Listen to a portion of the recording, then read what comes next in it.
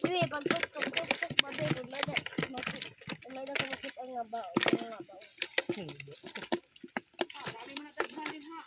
Ore na, balik. Only one? Ubos. Kuhan ko rin yung harvest ka na. Kaya pwede no.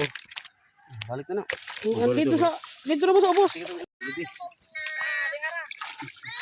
Ano paggawas? Wala na pa yan mga kawasan.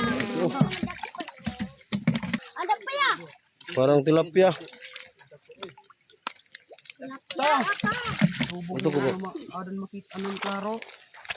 Makita naman to nga nakisi-kisi man to ng isda. Nay ko ba mapiang ko?